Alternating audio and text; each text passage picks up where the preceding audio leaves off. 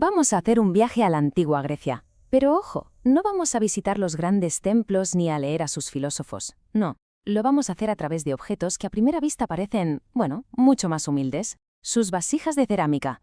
Pero que no nos engañe su apariencia, porque no son solo trozos de arcilla. Son en realidad auténticos relatos visuales, verdaderas cápsulas del tiempo que nos cuentan historias de héroes, de dioses y de cómo era la vida de la gente normal y corriente. Y para descifrar todos estos relatos, este va a ser nuestro plan de viaje. Primero, veremos por qué estas piezas son como libros de historia en arcilla. Luego, cómo reflejaban a la sociedad griega. Después, haremos un viaje en el tiempo a través de sus estilos, seguiremos una vasija desde el taller hasta su destino final, y para acabar, veremos qué nos queda hoy de todo ese legado. Muy bien, pues vamos a meternos de lleno. La primera idea, la que lo arranca todo, es que cada trocito de cerámica que ha sobrevivido hasta hoy es como una pieza de un puzzle gigantesco, un puzzle sobre la antigua Grecia. Y esa es la gran pregunta, ¿verdad? ¿Qué nos puede contar de verdad un simple cacharro de barro? Pues, a primera vista, uno podría pensar que no mucho, pero nada más lejos de la realidad.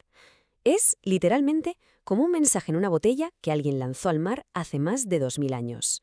Y lo increíble es que ese mensaje no solo habla de arte, sino que nos desvela secretos sobre su economía, su política, sobre los valores de toda una civilización. Y claro, esto nos lleva de cabeza a la siguiente cuestión. ¿Por qué son tan importantes estas vasijas? Pues muy sencillo, porque son un espejo increíblemente fiel de la sociedad que las fabricó. Aquí hay un dato que es absolutamente clave para entender todo esto. Pensamos en el arte griego, ¿y dónde están sus grandes pinturas? Las que estaban en los muros, los grandes cuadros. La inmensa mayoría se han perdido, para siempre. Sabemos que existieron porque gente como Plinio el Viejo escribió sobre ellas, pero no las podemos ver. Y justo por eso, la pintura que se hacía sobre la cerámica se convierte en nuestro archivo visual más importante. Es sin duda nuestra ventana más clara y directa para asomarnos a cómo los antiguos griegos veían su propio mundo. Y si nos asomamos a esa ventana, ¿qué es lo que vemos? Pues de todo, absolutamente de todo. Vemos las hazañas míticas de Hércules, pero también a un atleta concentrándose antes de una carrera. Vemos ritos religiosos súper solemnes. Y al lado, escenas de la vida cotidiana, de lo más normal. Cada una de esas imágenes es como una foto, una instantánea congelada en el tiempo, un pedacito de su cultura que ha llegado hasta nosotros. Hay un lugar, un momento clave para entender estas piezas, el Symposium. Y cuidado, que esto no era una cena cualquiera con amigos, para nada. Era todo un ritual social muy exclusivo, solo para la élite masculina. Allí el vino se mezclaba con agua en unas vasijas enormes y decoradas, las cráteras, y luego se bebía en unas copas especiales, las kílix. Lo genial es que las imágenes de esas copas no estaban ahí de adorno, servían para empezar conversaciones, para debatir. El arte era parte de la fiesta, era útil, era social y, por supuesto, estaba cargado de simbolismo. Bueno, y es que este arte no se quedó quieto, claro. Fue cambiando, evolucionando a la vez que lo hacía la propia sociedad griega. Y lo más interesante es que cada cambio de estilo, cada nueva técnica, nos cuenta algo sobre el momento político y social que estaban viviendo. Este es el recorrido que vamos a hacer en el tiempo. Empezamos en el periodo geométrico, luego vemos cómo les influyó Oriente, nos metemos de lleno en el boom de las figuras negras y las figuras rojas en las épocas arcaica y clásica, y acabamos viendo por qué todo esto entró en declive en la época helenística. Vámonos al principio de todo. Grecia sale de una época oscura a las invasiones dóricas, la sociedad necesita reconstruirse, necesita orden, estabilidad. ¿Y cómo se traduce eso en el arte? Pues de una forma súper directa, con patrones geométricos, muy ordenados, repetitivos, figuras humanas que son casi esquemas. El arte estaba literalmente dibujando en la arcilla el orden que la sociedad necesitaba con urgencia. Pero claro, Grecia empieza a mirar al mar, a comerciar con Oriente, y todo cambia. De repente, las vasijas se llenan de criaturas que parecen salidas de un sueño. Esfinges, grifos, leones. Y esto no era una simple moda, Para nada. Esos motivos exóticos eran puros símbolos de estatus. Era la forma que tenía la nueva élite de decir, miradme, tengo poder, tengo contactos en lugares lejanos y exóticos. Era una forma de presumir, básicamente. Y aquí viene un cambio técnico que lo revoluciona todo.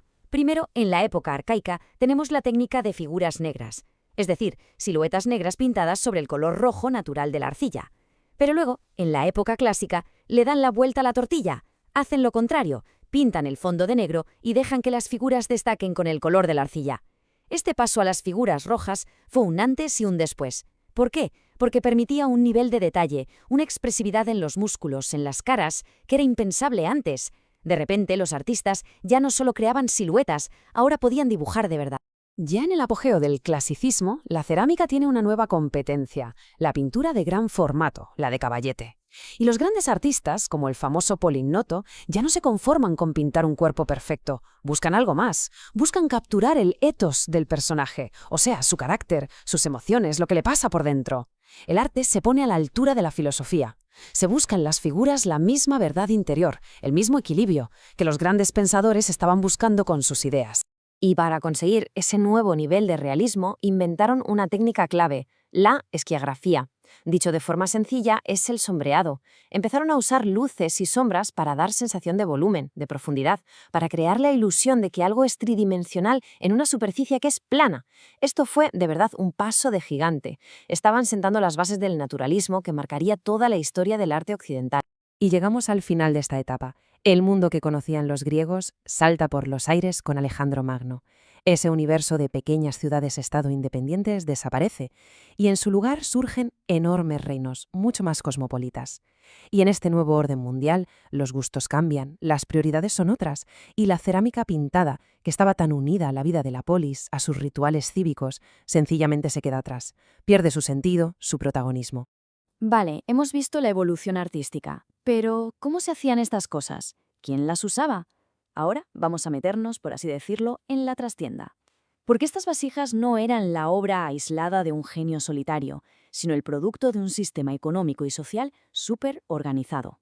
El viaje de una de estas vasijas es una aventura en sí misma. Todo arranca en un taller especializado donde había una producción casi en cadena.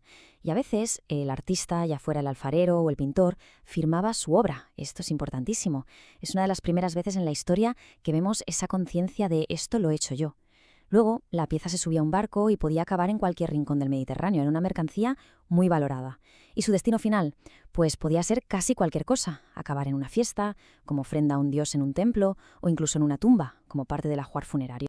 Y esto nos demuestra algo genial. La forma estaba totalmente pensada para la función. No había nada al azar. ¿Necesitas transportar vino o aceite? Pues haces una ánfora, alta y con asas cómodas. ¿Que quieres mezclar el vino con agua en una fiesta? Pues usas una crátera, con esa boca tan ancha. Para beber tumbado en el Symposium, la Kylix, que es una copa bajita y ancha, es perfecta. Y para los aceites de un ritual funerario, el Léquitos, que es estrecho y elegante. Cada diseño respondía a una necesidad específica, pura ingeniería del diseño. Y con todo esto sobre la mesa, llegamos al final. Entonces, ¿cuál es el gran legado que nos dejan estas imágenes pintadas en la arcilla? Y creo que esta idea lo resume todo de una forma brillante. Tendemos a pensar en la cerámica como un arte menor, ¿verdad? Como artesanía. Pero para los griegos esto era otra cosa. Era una herramienta fundamental para pensar, para contar sus historias, para construir su propia identidad. Era, en definitiva, una parte esencial de su forma de entender el mundo.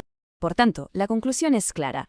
La próxima vez que veamos una de estas vasijas, no deberíamos ver solo un objeto antiguo y bonito. Lo que tenemos delante es la conexión directa entre la cultura, la memoria y hasta la ideología de un pueblo entero. Estas piezas nos enseñan a leer las imágenes como lo que realmente son, documentos históricos con tanto valor o más que un texto escrito. Y todo esto me lleva a una última pregunta, para que nos quedemos pensando.